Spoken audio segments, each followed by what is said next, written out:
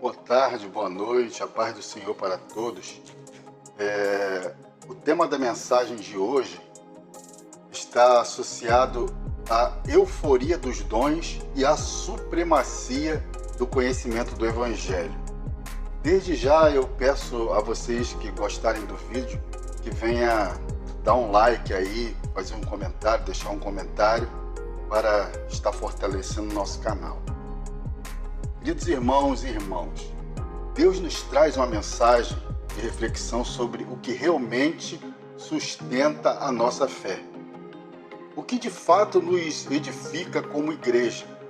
Muitos, assim como os crentes da igreja de Corinto, se maravilhavam e se maravilham e se entusiasmam com os dons espirituais. E de fato, os dons são dádivas maravilhosas.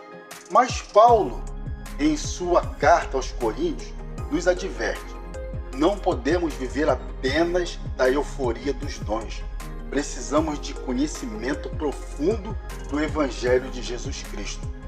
A igreja de Corinto era vibrante.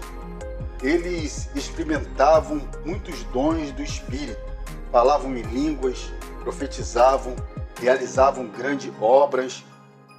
Aos olhos humanos, parecia uma igreja extremamente espiritual, mas Paulo, com um coração pastoral, enxergou um problema profundo. Eles estavam profundamente confundindo euforia com espiritualidade verdadeira. Por isso, ele escreve a eles dizendo que sem o amor e o conhecimento do Evangelho, tudo aquilo era vazio. Paulo, ele nos ensina que os dons são diversos, todos dados pelo Espírito Santo. Ninguém pode reivindicar mérito ou orgulho por ter um dom espiritual, pois ele vem de Deus. E o que estava acontecendo em Corinto, e o que muitas vezes pode acontecer conosco, é que os dons estavam sendo usados para criar divisões, comparações e até mesmo orgulho. Os crentes valorizavam mais quem tinha um dom considerado maior e desprezavam os demais irmãos. Isso não é o Evangelho. Paulo nos lembra que todos os dons são dados para a edificação do corpo de Cristo e não para a exaltação de indivíduos.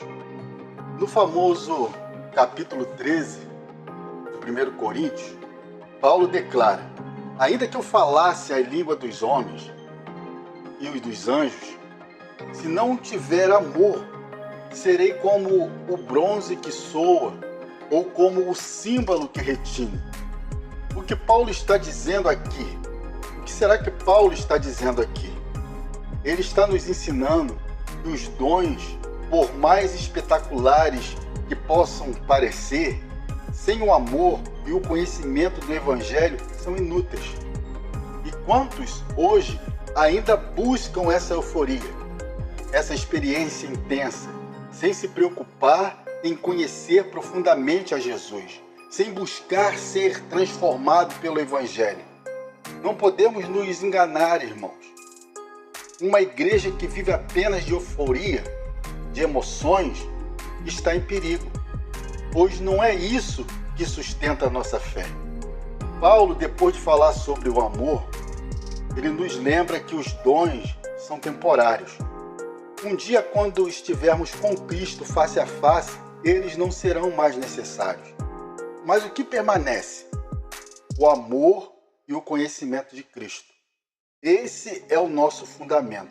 O conhecimento do Evangelho nos transforma, nos amadurece, nos torna mais parecidos com Jesus. Não podemos viver de experiências momentâneas, mas precisamos de uma fé que seja edificada sobre o conhecimento sólido do Evangelho. Uma fé que nos sustenta em tempos de dificuldade. Uma fé que nos leve a amar como Jesus Cristo amou.